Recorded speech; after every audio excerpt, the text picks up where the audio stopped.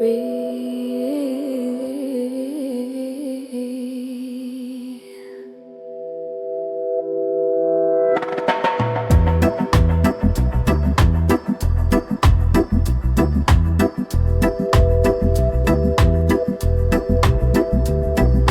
dawn is a bruised plum, leaking violet light through the ribs of the city's concrete cage. I watch the dew.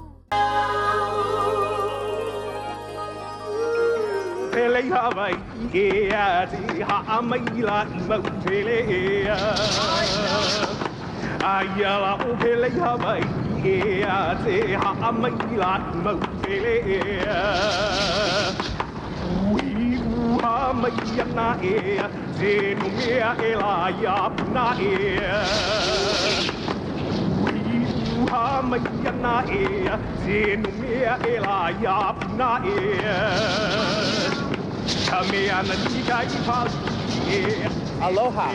Welcome to Hawaii Volcanoes National Park. And boy, have we got a show for you. I am standing near the top of Kilauea, the world's most active volcano. And as you can see behind me, she is really erupting. This is truly a rare, once-in-a-lifetime opportunity to be able to experience nature at her most gloriously powerful. To give you an idea of the size of this thing, I'm standing about a half a mile away from that fountain, and it's spewing molten lava roughly 1,100 feet in the air. That's twice as tall as any skyscraper you've ever seen. I personally have never seen anything like it. It's just incredible.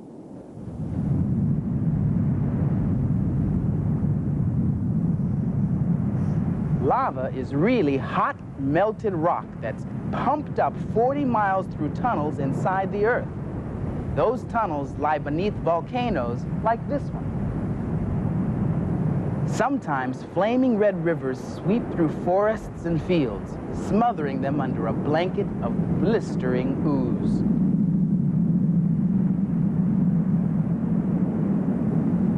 The lava is so hot, it turns anything it touches to fire. And watch how fast it moves.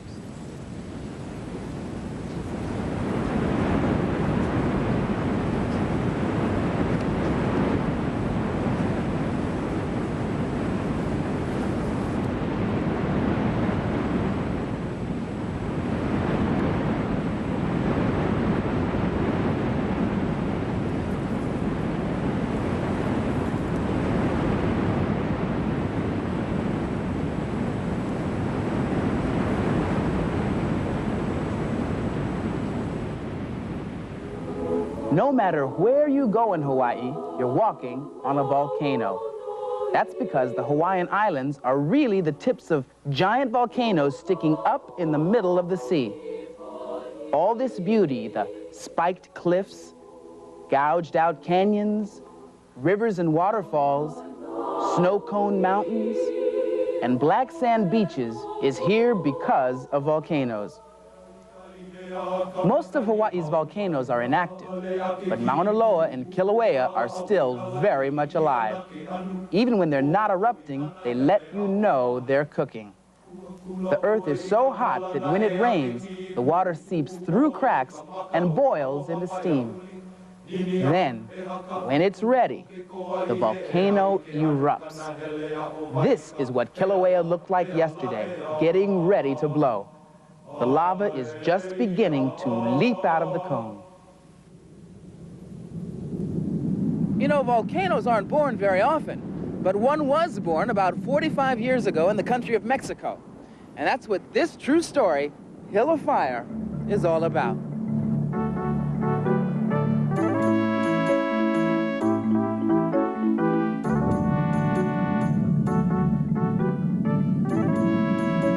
Hill of Fire by Thomas P. Lewis.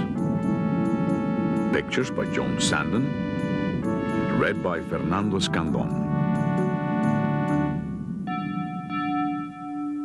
Once there was a farmer who lived in Mexico. He lived in a little village, in a house which had only one room. The farmer was not happy. Nothing ever happens, he said. The people in the village thought the farmer was foolish. We have everything we need, they said. We have a school and a market and a church with an old bell that rings on Sundays. Our village is the best there is. But nothing ever happens, said the farmer. Every morning for breakfast, he ate 2 flat cakes of ground corn. His wife had made them the night before. He put honey over the cakes and drank cinnamon tea from a clay mug. Nothing ever happens, he said. It was still dark and the farmer got ready to leave for the field. His son Pablo was still asleep. Perhaps today, said his wife, something will happen. No, said the farmer, nothing will. Late in the morning, when the sun was high, Pablo came to the field. Pablo, said the farmer, why are you not in school? There is no school today, Papa, said Pablo. I have come to help you plow. Pablo helped the farmer plow the field. The ox pulled, and the plow turned up the soil. Suddenly, the plow stopped. The farmer and his son pushed, and the ox pulled, but the plow did not move. It sank into the earth. It went down, down, down into a little hole. The little hole became a bigger hole.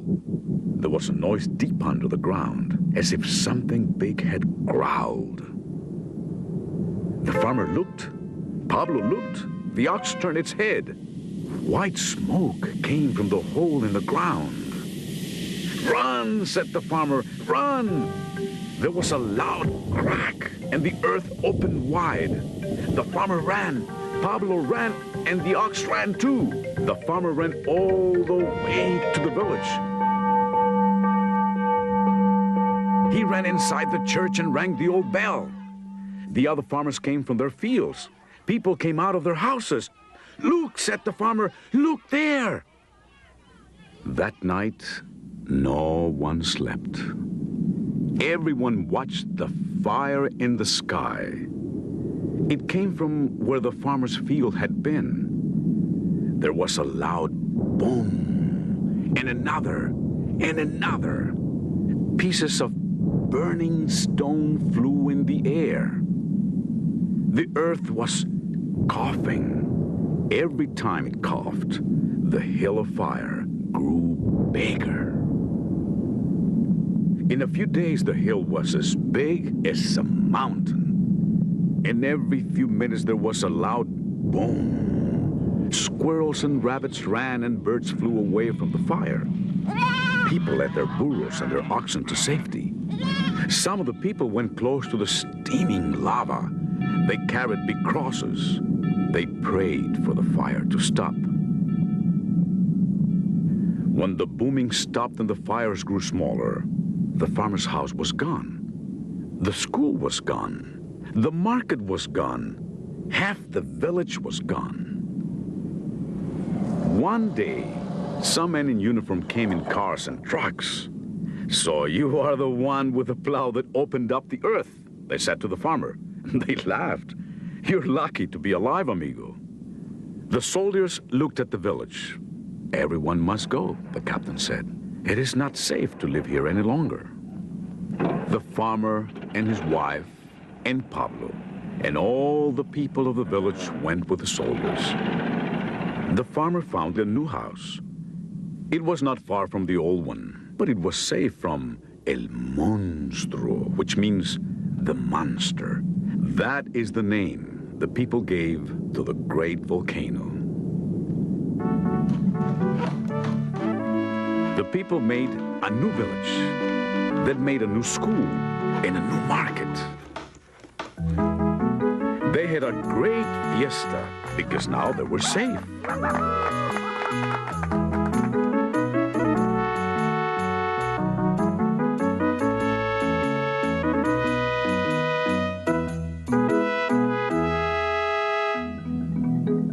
Now the farmer had a new field.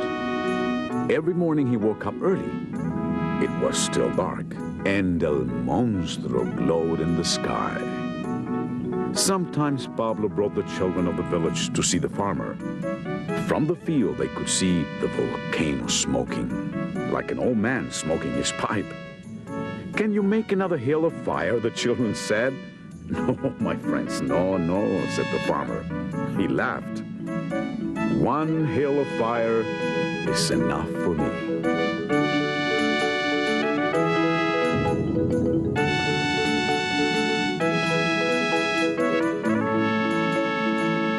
In Hill of Fire, the town was buried by volcanic rock. Here on Kilauea, this forest was demolished by lava. If you'd been here about a year ago, you might have climbed this tree. But when Kilauea erupted, hot lava flooded through and wrapped around these trees. The bottom halves burned up, causing these holes that you see here, and the top branches fell over and died. They call them lava trees. The lava flow was so powerful that it destroyed almost an entire forest. And over there are the lucky trees that were spared. Nowadays, scientists who study volcanoes, volcanologists, use sophisticated tools to try to predict eruptions. Instruments like this seismometer measure the forces inside of the Earth, a place no one has ever seen. If you were to look at this planet from outer space, you'd never guess what was underneath. But if you could somehow crack it open, this is what you'd see. Inside the Earth is rock, which is divided into the core, the mantle, and the crust. Under volcanoes, forces in the Earth heat the rock until it melts. Melted rock is called magma. The magma rises into chambers about a mile beneath the surface of the Earth. And when they fill up, magma forces its way up through the volcano until the volcano explodes. The magma, or lava, pours out. It runs down the mountain, coating its slopes with new layers of rock. When the eruption is over, the magma sinks back into the chambers again. In time, wind, rain, and sun break down the new blanket of rock, turning it into fertile, life-giving soil. Trees and plants and animals return to live there. There are 600 active volcanoes in the world today, but only 3 are in Hawaii. The rest are scattered all over the Earth.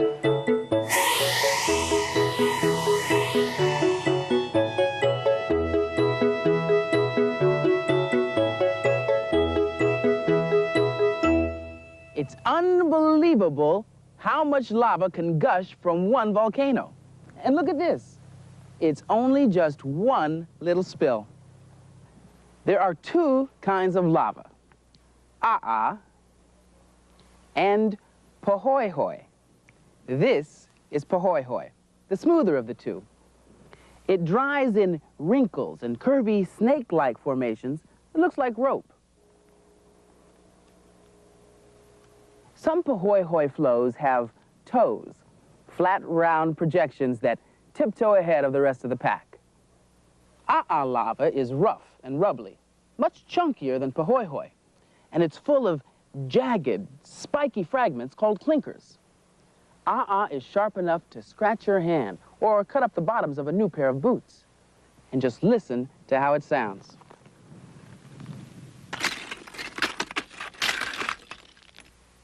Sounds really neat, doesn't it? And look at this over here. These golden threads are called Pele's hair.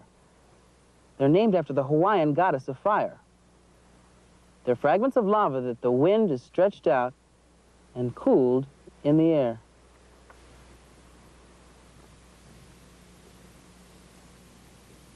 This lava traveled miles and miles from the volcano's crater. You can actually see where the rivers of lava poured over that cliff and snaked right down through here. You know, when you look at lava closely, you can see that it glistens. It's really beautiful. It's full of colors and shapes, textures. Look at these pieces. You see how shiny that is on the surface? Smooth to the touch. But then when you turn it over on its side, see that? All those little holes in there? it's a lot rougher. It's almost like sandpaper or your cat's tongue. And look at all these colors. This one's got gold and blue in it. It's really beautiful. No two pieces are alike. And ooh, here's one here. This one's got some red, almost purple. And you know, lava isn't only what you see on the surface. Take a look at this. These are called lava drips.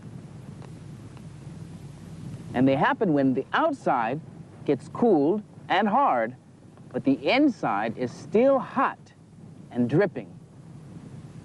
Neat, huh? Kind of looks like sculpture. You know, for hundreds of years, artists have been influenced by this natural work of art. And Chu Leong, who lives here on Kilauea's summit, uses the volcano as inspiration for his own special kind of art.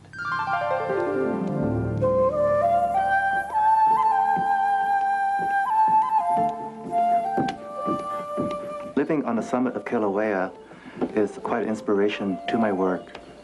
One views lava rocks, the colors of the rocks, the formations, the textures, the surfaces. And living in the forest, one senses the quality of the forest and tries to transfer it to the work.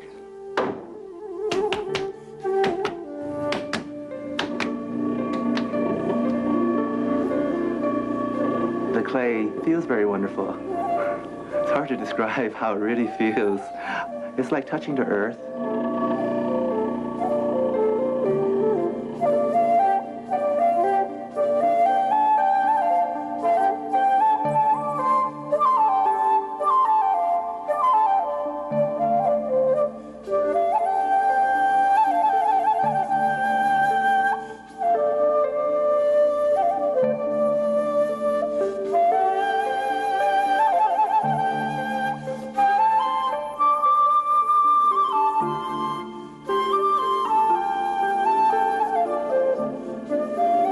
This particular series that I'm working on is a series, to me, symbolizing the volcano, living so closely to the volcano and creating a vessel from Earth to depict the feeling of the volcano.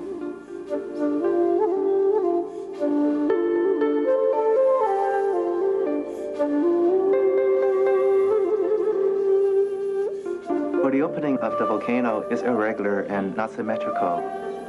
So I tend to reflect that in the opening of my vessels, whereas the rest of the piece is quite perfect.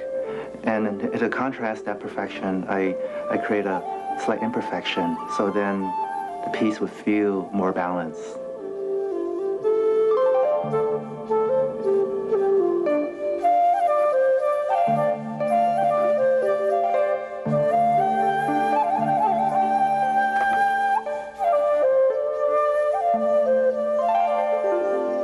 But the piece is done when it feels right and looks right.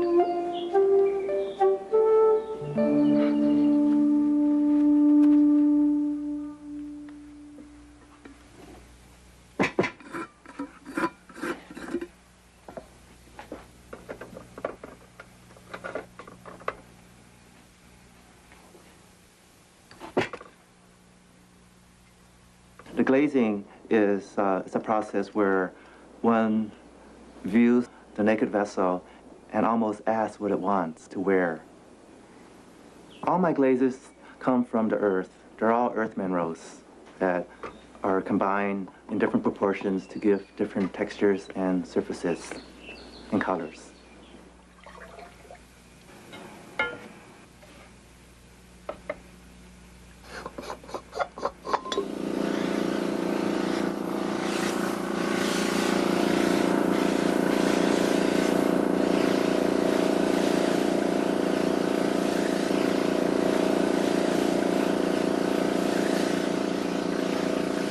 The kiln basically fires the vessel. It creates a temperature hot enough to melt the glaze.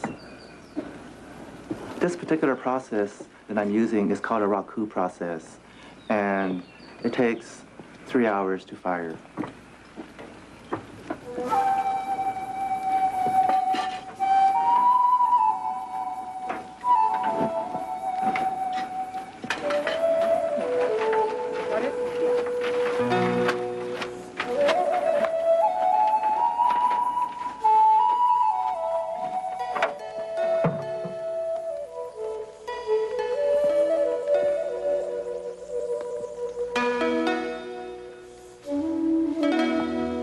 volcano is erupting, there is a constant roar in the background. And this roar is just awesome and powerful. And as I'm working, I feel this power coming through me. I feel myself getting stronger.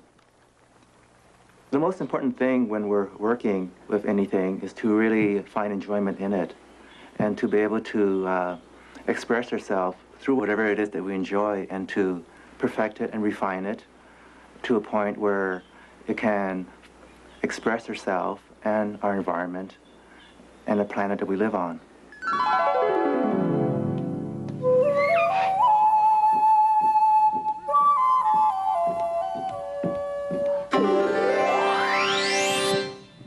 The hill of fire that inspires Chuliong is the volcano Kilauea.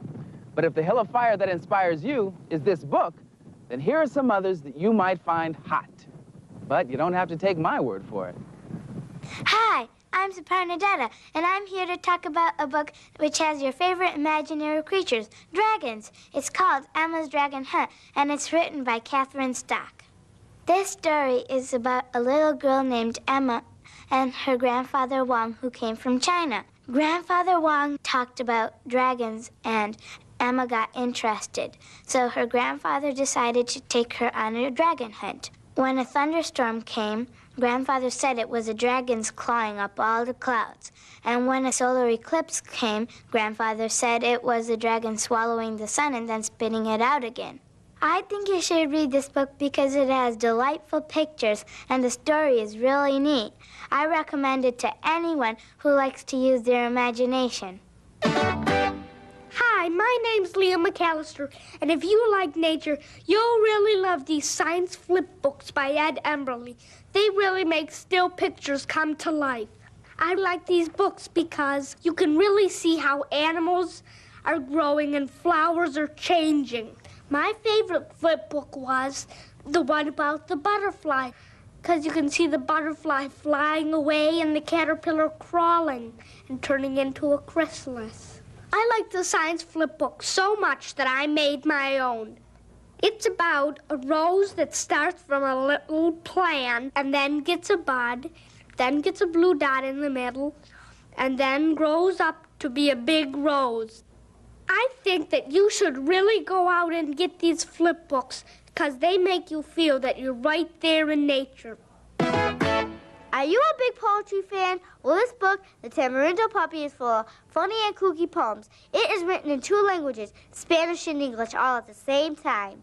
My favorite thing about this book was the funny characters in these poems. For example, I liked the animals in the poem Firehouse. What I really liked about this book is that I learned some new Spanish words. Mariposa means butterfly, and gato gordo means fat cat. The pictures in the book are funny and colorful, especially the castle in the clouds. I'm Roseanne Garassi, and take it from me, this book is full of great poems. Here's one for you called Nada. Nada is nothing, nothing at all. If you trip on a nada, you'll never fall. I'm standing with Christina Hilliker, and she's a geologist here at Hawaii Volcanoes National Park. Christina, can you tell us a little bit about the activity that's going on behind us? Well, you're seeing the 31st phase of the continuing eruption on Kilauea's East Rift Zone. It's been going on since January of 1983. And this particular eruption has gone on about how many hours? Since about 7:30 this morning, so about 11 hours now. What is it that the geologists are doing here? Well, we're observing and trying to learn as much as we can about how the volcano works. And one good reason for that is to be able to predict the eruptions and help get people out of the way and let people know where it's safe to be, where it's safe to build their houses and so forth. Christina, why is the ground here so warm? Well, this whole area, there's magma not too far beneath us. Right beneath our feet. That's right, this whole area. And this hill that we're standing on is a vent from an earlier eruption in this series. So this hill about 1.5 years ago looked just like that. Have you ever been scared at a volcano? Oh yeah. Yeah? But here these are pretty safe volcanoes, safe eruptions. Right. And we pretty much know what's going to happen. It can get out of the way. Thanks, Christina. There's only one thing more spectacular than a volcano's ability to destroy, and that's its power to create. Volcanic eruptions like this one keep the flow of life going. For from the fires of the earth come the very stuff of which life is made. We'll see you next time.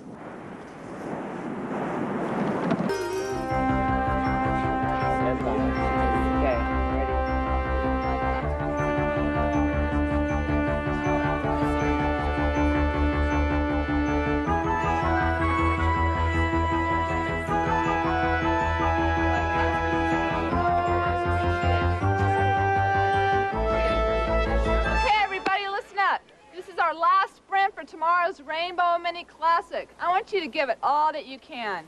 Get your feet in the clips fast. Use your arms. Get down, breathe deeply. Pull on that bike, give it 100%. Are you ready? On your mark. Get set. Go!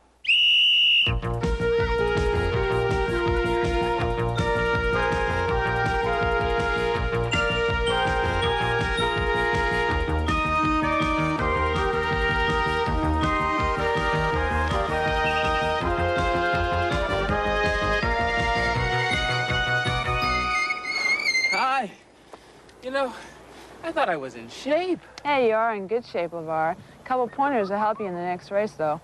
Start in a much smaller chain ring. That'll help you get going a little faster. Also, put your feet in a little bit faster, too, okay? Okay. All right. Thanks, Shannon. Sure. Here, LeVar. Well, thanks. It's one of my favorite fables. The tortoise and the hare. You know? That's just how I feel. Like the poor old tortoise puffing away in the background while the hare sprints ahead for a sure win. But you can't judge a book by its cover.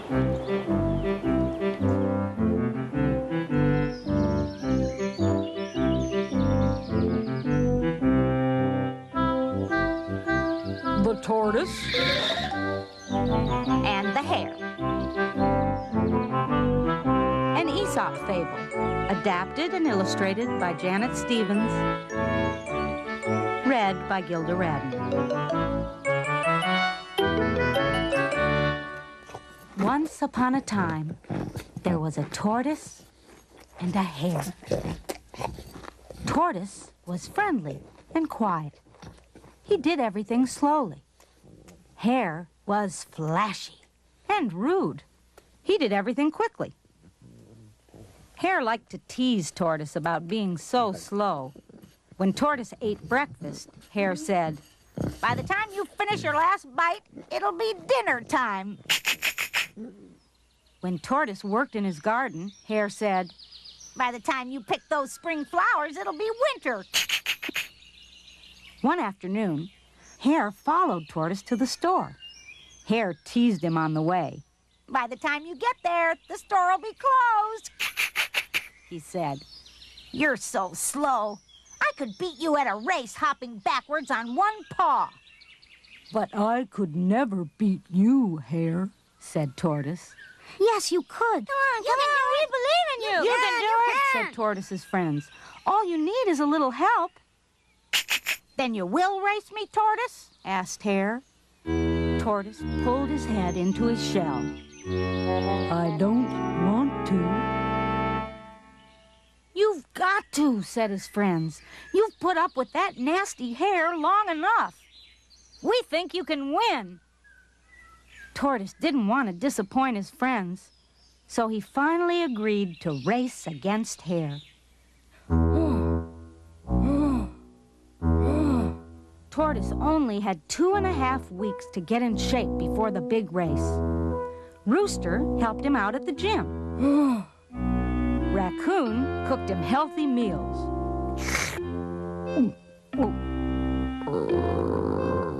Delicious. Frog went jogging with him every morning. By the day of the race, Tortoise was ready. Animals from all over the county came to watch the tortoise and the hare. Rooster read aloud the rules and described the course. Attention, everyone! The race will begin when I sound this gong. The 6-mile course is marked by red flags. The first one to reach the finish line wins. Runners, take your mark. Get set. Go, go, go, go, go! Hare bolted out of sight before Tortoise had taken his first step. The crowd roared and cheered as Tortoise inched forward. Hare was so far ahead that he decided to stop at Bear's house for something cool to drink. Hare rested and sipped lemonade. Bear noticed something moving outside the window. Hare, there goes Tortoise. What? Yelled Hare, running out the door. Hare passed Tortoise for the second time. Then he decided to stop at Mouse's house for a snack.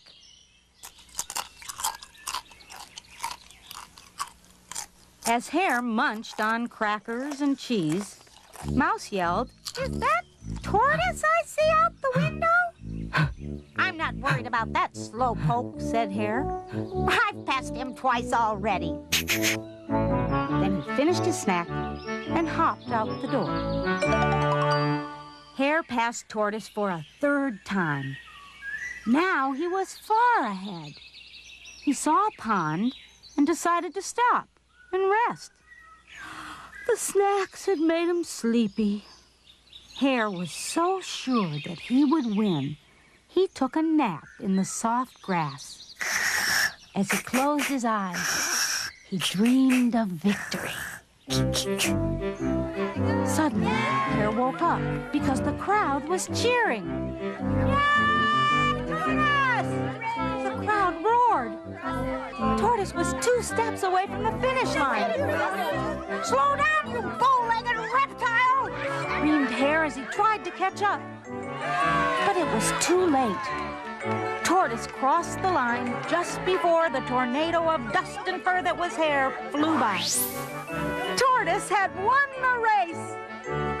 Hare couldn't believe it. That measly shell on legs had beaten him. Tortoise smiled as his friends carried him on their shoulders. He had learned an important lesson. Hard work and perseverance bring reward.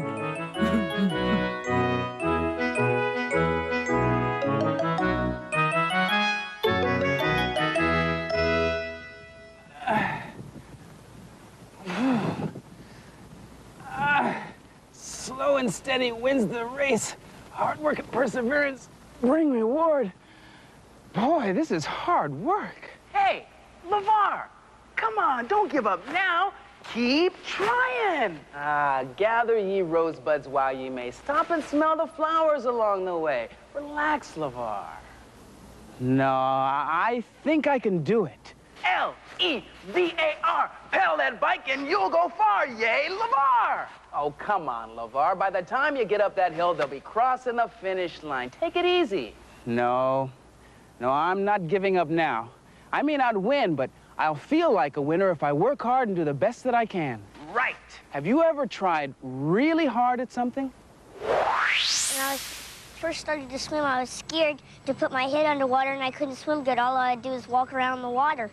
And then one day, my dad told me he was going to teach me how to swim. And so what he did to me is he picked me up and he threw me in the water. And then a few days later, I just started swimming good. Once I tried to climb a tree 15 feet high, and I finally did it. I tried to do the laundry, and when I'd done the laundry, all the soap came onto the floor. I've been working real hard on my baseball swing. Watch. My brother and I fight sometimes, but I try to get along by saying I'm sorry. We had to do this crossword puzzle, and I got stuck on 19 down, and I couldn't figure it out. I've been training for an Oahu-wide track meet, and I've been training real hard, and I'm going to do real well. Giving it all that you got. You think you can win it, but win it or not, you keep going, pushing as hard as you can. You're feeling the energy flow. You've been training so hard now.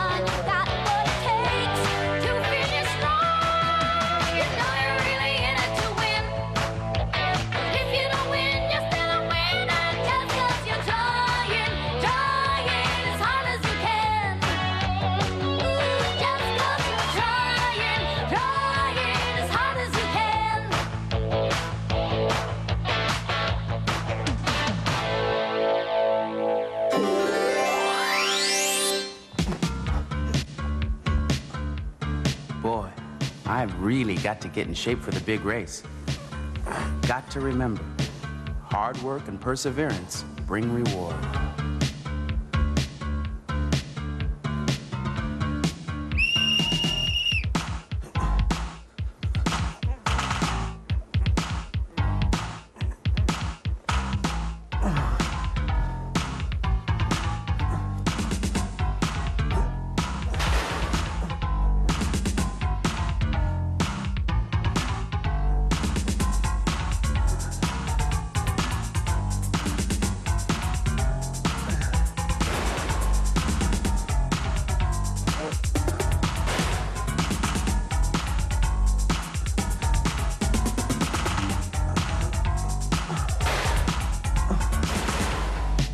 That's it, LeVar. Sit down. You deserve a break. Come on, LeVar. Don't give up.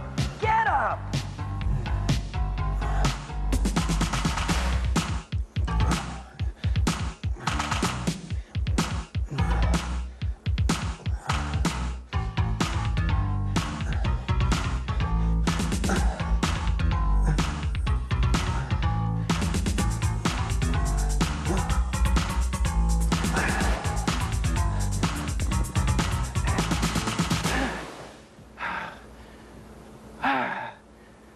Making it through an obstacle course takes muscle power and willpower, because the key to success starts right here.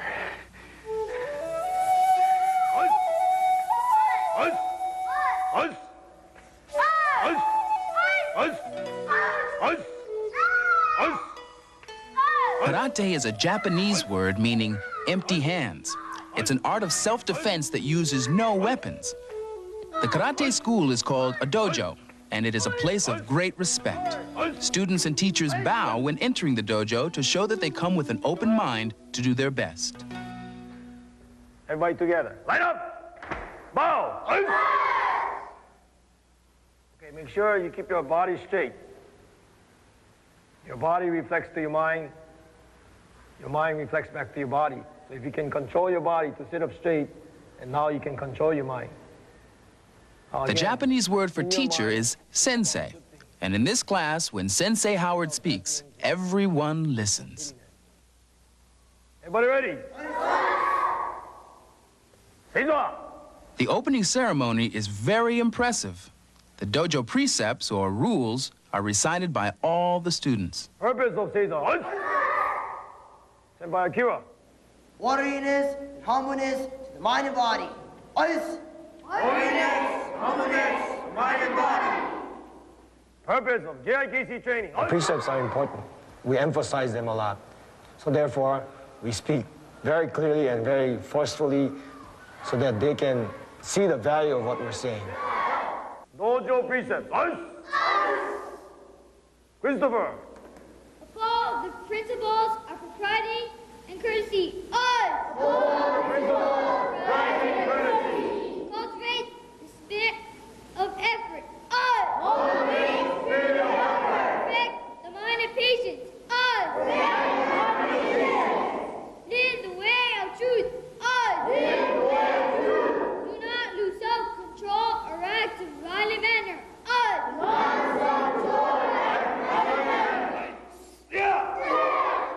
Today, in karate, students do not try to hurt their partners. They concentrate on the perfection of their movements.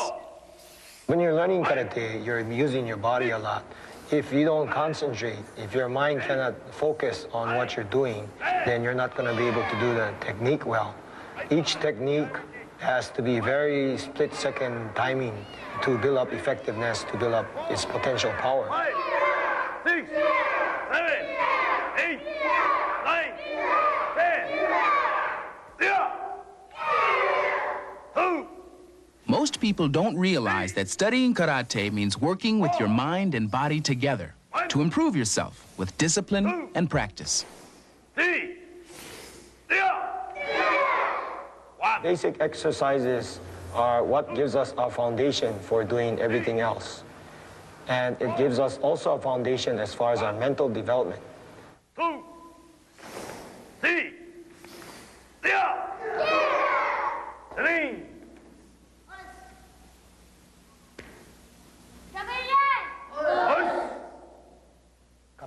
is a set sequence of blocking and punching and kicking movements where a person is imagining someone is attacking them. So it's like an imaginary fight. Because those movements are always the same, they never change, you have to now build up an imaginary opponent.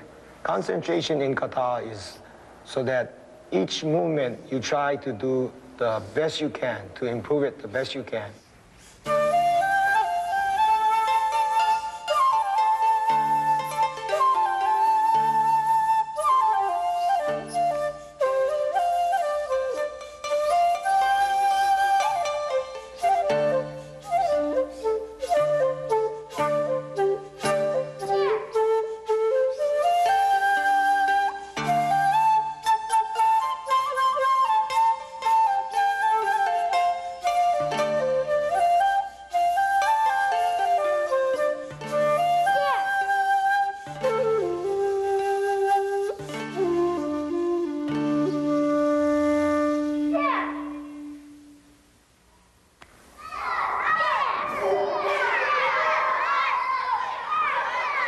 Sparring is a learning process of getting along with someone. Sparring is where you have an actual partner, where you're practicing together, and you're learning how to work with each other.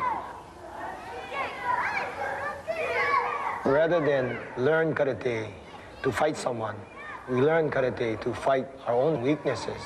You won't really get in a fight every day, but every day when you decide to do the easy way instead of the right way, then you're becoming a loser. And when you decide to do it the right way, then you're becoming a winner.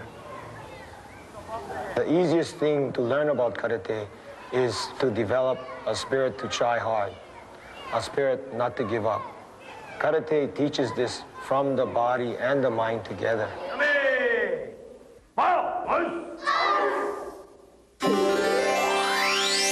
Crank extractor.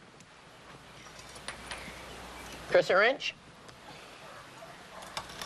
Pedal spanner. Third hand. Fourth hand. What's the matter, Robert? Aren't two hands enough? Well, see, it's really very simple. I need the third hand to attach the braking cable to the yoke, the pedal spanner to detach the pedal from the crank arm, and the crank extractor to extract the crank arm from the bottom bracket axle. Oh, I see. It's all a part of getting your bike in shape, right? Right. But when it's time to get my mind in shape, I just turn to a tome, a treatise, a monograph, or an Enchiridion. What do you mean?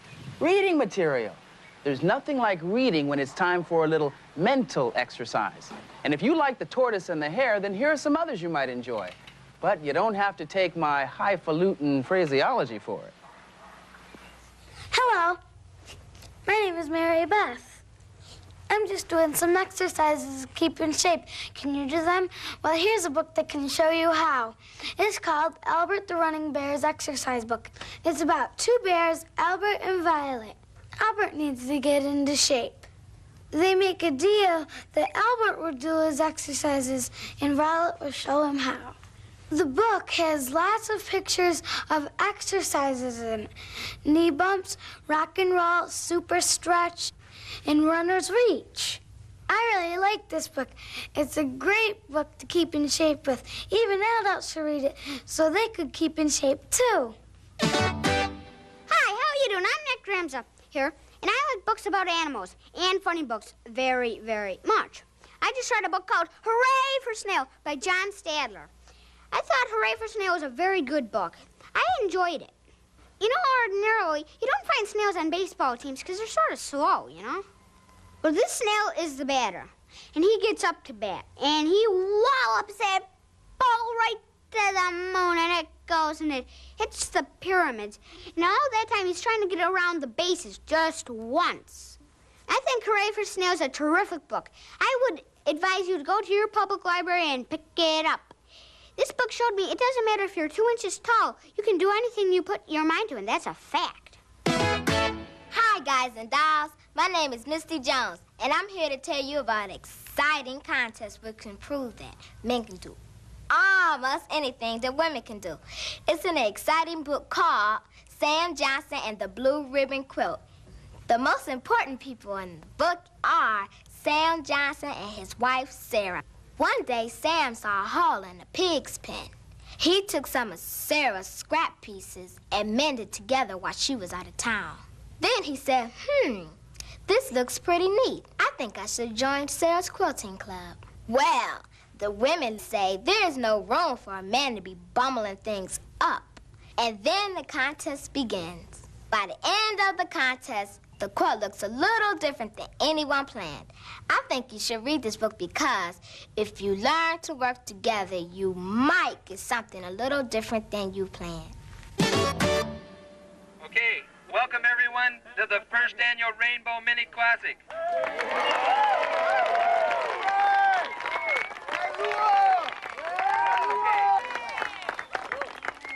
Okay, we expect you all to follow the rules that you've been given. We expect you to stay to the right of the center line. Don't try and face onto opposing traffic. We want you to obey the laws. If a policeman is to tell you anything, stop you for a signal, you are to obey that policeman. We expect this to be a fair race. We want you to do your best. Timers, are you ready?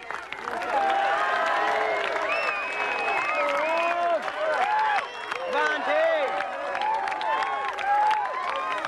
3, 2, 1.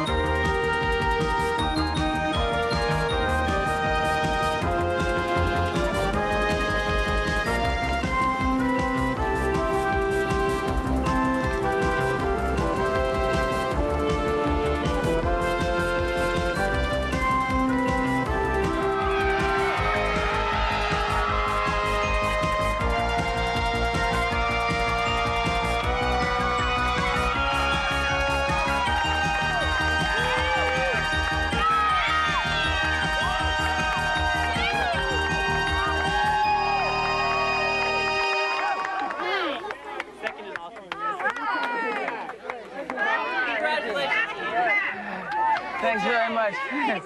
Thank you. Thanks, guys. Thank you.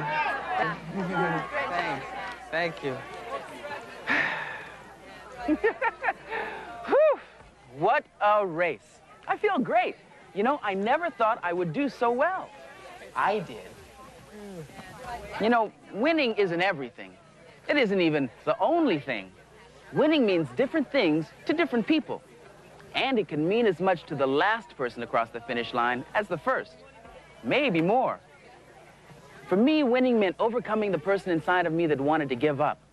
That's me. Yeah. And you know, I feel like a winner because I made myself keep on keeping on and turned in my very own personal best. With a little help from your friends, we'll both always be here.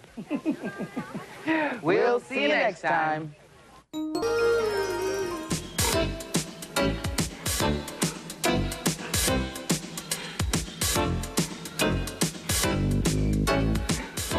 It's dinner time here at the Shinsato farm, and eating time is just about the busiest time of day for everybody, including Mama. These guys are making pigs of themselves. They're hogging all the food. They're eating just like pigs. Well, I guess that's only natural. You know, pigs are really very lovable.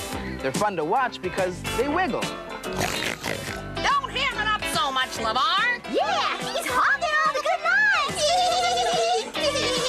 lines. And they're also pretty good for a giggle. We're laughing so hard, we're shaking our bacon. A Tennessee pig said, "Oh, me, I'm getting as fat fat as can be. My head is so big that it's outgrown my wig. And my pants just come down to the knee. That was a pigarick you just heard. A pigarick is a limerick all about pigs, and we'll have more of those later because today we're going hog wild. That's swine with me. Yeah, us too. Okay, fellas, how about a nice after-dinner book? This is a story about a tiny little pig who gets a chance to make a wish. So now let's take a look at this Reading Rainbow book about Perfect the pig who's not very big and soon gets involved with a crook.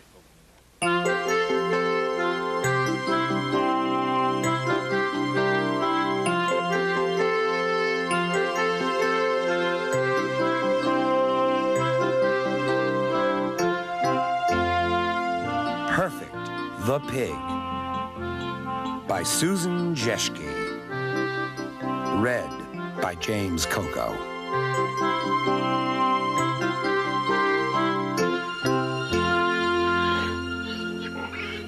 He was so small that his mother didn't know he was there. The other piglets were always pushing and shoving, squealing greedily for food. But the tiny pig was gentle, quiet, and never greedy. While the other piglets rolled around in the mud, he would lie under his favorite tree, wishing for wings to carry him into the sky. One day, he heard a terrible squeal. A large sow had fallen in the road. The little pig ran to help her. He had to push with all his might, but at last he got the sow up on her feet again. The sow thanked the little pig, and she offered him a wish. Anything at all, she said. I want wings, he answered. The sow nodded and went on her way. Almost at once, wings began to grow on the little pig. He was thrilled. His wings worked. He flew around all day. At night, he went back to the pig pen. When the other pigs saw his wings, they pushed him out. Go sleep with the birds, they said. But the birds wouldn't let him stay either. On and on he flew until he came to a big city. He landed on a fire escape, too tired and hungry to go on. A woman came to the window, so tiny and with such beautiful wings. The woman fed the little pig, then put him to bed, and she named him Perfect. The woman's name was Olive. She loved Perfect and did all she could to please him. Olive was an artist. She liked to paint pictures of Perfect. He was a wonderful model. However, Perfect soon grew restless. He began to look longingly at the sky. He missed flying. Olive understood and took him up on the roof. From then on, he went out flying for a short time, every day. She did her best to hide the bad things in life from him, but she didn't always succeed. People liked the paintings of Perfect and bought them from Olive. Her savings jar began to fill up. Olive decided that the best thing for both of them would be to live in the country. She made a label for her savings jar. It said, "House in the Country." Perfect couldn't read, but he could see that Olive was very happy and excited, and that made him happy and excited too. But their happiness did not last long. The next day, while Perfect was out flying, a heavy fog rolled in. Perfect got lost. He flew around all day looking for home, but he couldn't see a thing. When the fog lifted, Perfect spotted a park bench. He landed on it and fell sound asleep. A man's voice woke him. "Well, I'll be," the man said. "A pig with wings. My fortune is made." He picked up Perfect and ran home with him. The man said, "Okay, Oink. Now I'm gonna train you. Fly around this room." "That's a good Oink." Then he poured out some garbage and gave it to Perfect to eat. Perfect was shocked. He ran to the window and tried to get away. "Oh, no, you don't," the man said, and he tied Perfect to a pipe. When the man thought he had trained Perfect enough, he dressed him in a costume and took him to a park to perform. At the end of the show, Perfect flew over the audience. Everyone oohed and awed, and they gave the man lots of money. Every night, the man counted his money, then tied Perfect up even tighter. "You're not gonna get away from me, you flying pork chop." The man bought a cage and locked Perfect up. Perfect was miserable. His wings ached, and he hadn't had a bath in months. The man gave him nothing but garbage to eat, and never, ever kissed him. Every night, Perfect cried himself to sleep, thinking of Olive. Olive went up to the roof each day and searched the sky for Perfect. Sometimes she wondered if Perfect had been a dream, but she still had one painting of him. It reminded her that he was real. One day, when Olive was out walking, she saw a sign that read, "The Great Flying Oink." She bought a ticket and ran into the theater. She could hardly believe her eyes. It was Perfect. The man was leaning over him saying, "Fly, you stupid Oink, or it's off to the butcher with you." But Perfect couldn't budge. He was too sad, and his wings hurt. "Perfect!" Olive cried out. Perfect raised his head. He squealed happily as he stretched his wings and flew to her. Everyone clapped. "Where you going with my pig, lady?" the man said. "This is my pig," Come on, lady, said Olive. She and the man began to argue. "Let a judge decide this," someone said. idea. The judge listened to both sides. Then he said, "I think the pig should choose." And of course, Perfect chose Olive. The judge told the man to give Olive half the money he made with Perfect. It was Perfect's rightful share, he said. Olive took the money and bought a little house in the country, where she and Perfect lived in peace and happiness.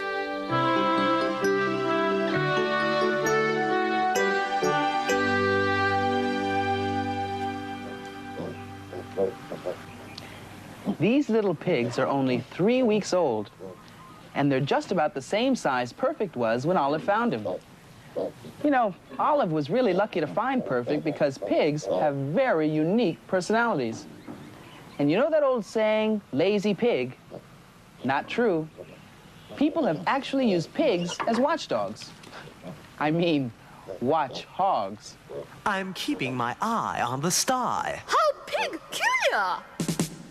Did you know that pigs are the most intelligent domestic animal in the world? Hey, maybe they can help with homework. E equals M pig squared. Hogwash. And according to Encyclopedia Britannica, the pig is a very clean animal if given sanitary surroundings. So the next time someone tells you your room is like a pigsty, just say, thank you. We always pig up after ourselves.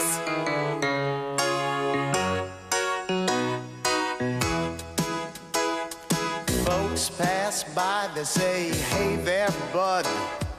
Why you sitting round here with your face in the mud?" I say, "'Cause it feels so good. I'm happy just being a pig." You think I'm lazy, but that's not true. I'm doing everything a pig's supposed to do. It won't seem like much to you until you've tried to be being a pig. I wake up in the morning or any old time. I go out to the sty to see my fellow swine. I have a bite to eat, I shake some flies away. I lay myself down and sing this song all day. Hey, a scoop-a-doop-a-doop-ba-ba-ba, yeah.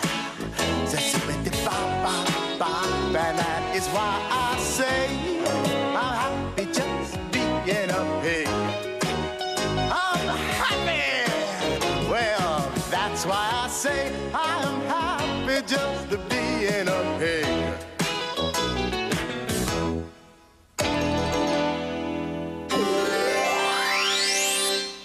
There once was a pig from Fort Lee who wished he could see gay Paris.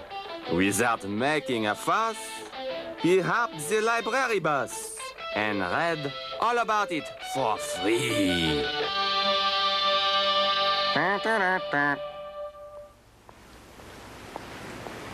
If you want to find out more about pigs, you know where to go, right? Let's check out the animal section of this library.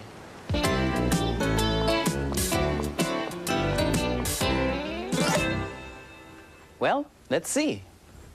Aardvarks, chickens, hedgehogs. This library certainly is thorough, isn't it? Ah, here we are, pigs. This is where all of the books about pigs are. So anyone looking for information on pigs would start here. Let's see, here's one. Hey, you're Kermit the Frog, right? Me? Kermit the Frog? No, I'm not Kermit the Frog at all. I'm Angela the Frog. No, I'm not even a frog at all. I'm Angela the small green human being. You're right, and I'm LeVar the Moose. Come on, Kermit, out with it. What are you doing in the pig section at the library? The pig section? Is this the pig section? I thought this was the wig section. Well, how did I get in the pig section? Oh, no wonder I couldn't find any books on hair pieces. Well, I better just be making my way to the wig section. Oh, no, wait a minute, Kermit. Now, it doesn't take a whole lot to figure out what you're doing here. You want information on pigs, right? Or should I say one pig in particular? Being a species of wildlife, I'm interested in all members of the animal kingdom, of course. Well, listen, to tell you the truth, to be perfectly honest, the reason that I'm here in the pig section is to sort of catch up on great classics of pig literature. Classics? Classics like what? Well, step right over here. Here are some of my favorites. Just check these out. Some pig classics, huh? Franken-Swine, huh? Oh, yeah, that one is very scary. And what's this big one over here? Oh, that's War and Peace. It's written by that great Russian pig author Tolstoy. Oh, and this one, Pig-Nocchio, huh? Yeah, it's about a puppet that wants to be a real pig. It's a pretty silly idea. Oh, and this next one here is one of the greatest of pig plays. Hamlet? Should have guessed. By Shakespeare, right? Well, some say it was Bacon. You know, Hamlet was this very small pig, you see. Wait. What's this one over here? How to pamper your pig? Yeah, I don't know how that got there, actually. Well, you see, now we're getting somewhere, because I've always said, Kermit, that you can find any book you need in the library. Now, tell me, does this book give you everything you need to know to make a pig happy? Listen, I was looking at that for a friend. Right. A friend who wears long purple gloves? Now, come on, Kermit. Let's put our library cards on the table here. What's the real story of the romance between you and that certain pig? A pig? Moi? I mean me? Well, you see, moi is exactly what I'm talking about, and you know who I mean here. I see what you mean. You mean finding me here looking at pig books, you thought that, that I and she and, oh, it's nothing like that. I mean, why, that's so amusing, it's almost funny. Oh, come on, Kermit, just tell me the real story. The real story? The real story. Well, the real story is I like to pig out on books. You know, that's actually a great idea, Kermit. And if you like to pig out on books, Here's some that you might enjoy, but you don't have to take our word for it, right, Kermit? Yeah, absolutely. Do you like superheroes like Supergirl and Wonder Woman? Well, I do, and I always wondered where they get their superpowers. Well, I just read a book, and it gave me some real super hints. It's called The Bionic Bunny Show. It's the story of a TV show with a super bunny who's really a weakling. Wilbur's a regular rabbit, but he's an actor. Every day he goes to this TV studio, and they turn him into this big superhero. But poor Wilbur's always making mistakes. One time he crashed through a brick wall, and then the director yelled, "Cut! What's the matter, Wilbur?" And Wilbur said, "I need a Band-Aid." At home, he tries to open a jar of bunny food, but he can't do it. Then he sets it down, and the baby does it. Some bionic bunny. I'm Renee Snyder, and I think if you're interested in working in TV, and even if you're not, I think you should read this book because it's got lots of humor in it, and everybody likes to laugh. Can you do it, Hector? Can you make music with your nose? I just read Hector, the accordion-nosed dog, and it showed me how. Hello, my name is Sean Elms, and I really like this book. At the beginning of the book, Hector has one big talent, pointing with the tip of his nose. He won 11 gold medals and even made a movie, all because of his terrific pointing nose. And then something terrible happened. Hector ran smack into a wall. His nose was like an accordion. He collapsed in the corner and started singing the blues. The way he plays the blues is with his nose. In the end, Hector goes on to use his new talent, making music with his nose. I think that you should read this book because it shows you that you have more talents than just one. Do you ever feel crowd in your family, brothers and sisters, bugging you? Well, that's how Poinsettia felt in this book called Poinsettia and Her Family. Poinsettia has a problem. She has this one favorite book from the library. She can't find one single place to read it in without her brothers or sisters or her mom and dad getting in the way. One day, Poinsettia's family goes to find a bigger house because their house is too crowded. But Poinsettia runs and hides. Now she's got the house all to herself. But Poinsettia finds out that it's not so great to have the house to yourself because it's lonely. I love the pictures in the book. They were really funny. But I like this one special picture. It was of Poinsettia in the bathtub. You know, I have a little brother at home. Sometimes he bugs me. But after I read Poinsettia, I learned, even though I like to be alone sometimes, I still love and care for my family. A pig from Edina named Fred looked in the mirror and said, "I've a cold in my snout. I shouldn't go out. I guess I should go back to bed."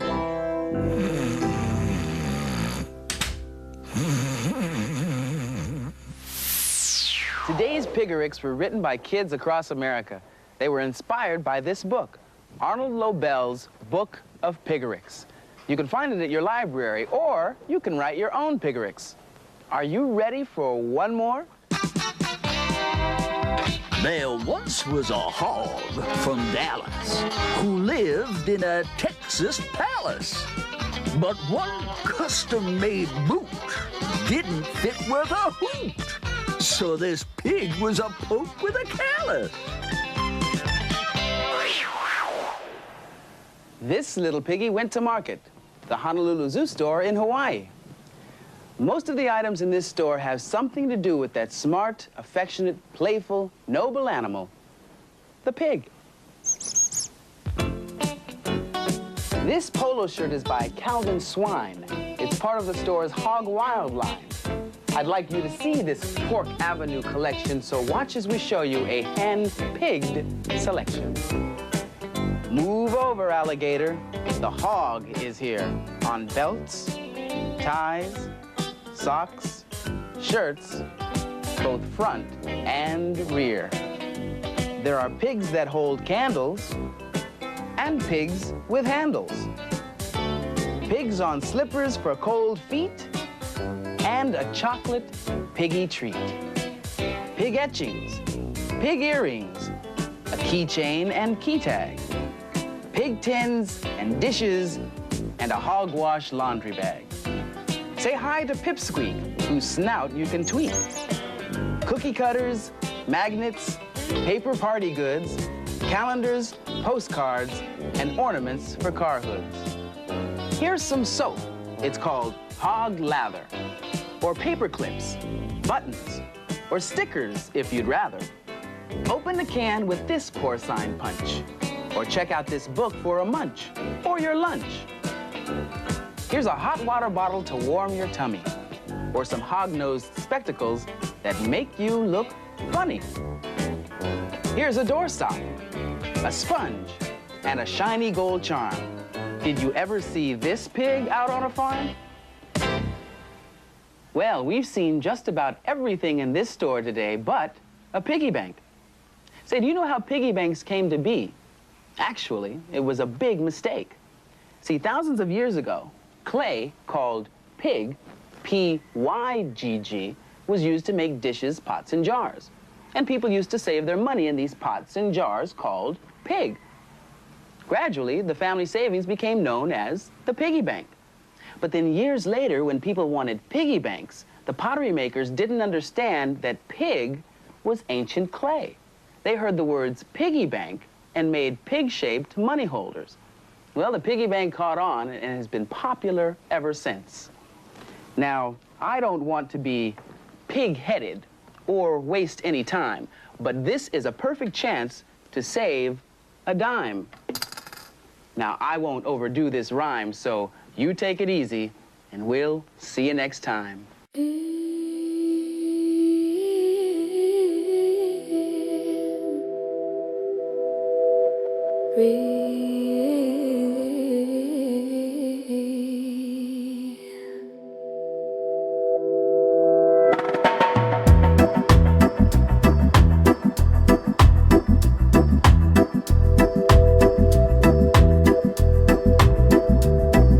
The dawn is a bruised plum, leaking violet light through the ribs of the city's concrete cage. I watch the dew, those glass bead whispers of the night, polishing the emerald hidden in the soil's quiet rage. It's a mute symphony, a photosynthesis of hope, climbing the trellis of a fractured law. We tether the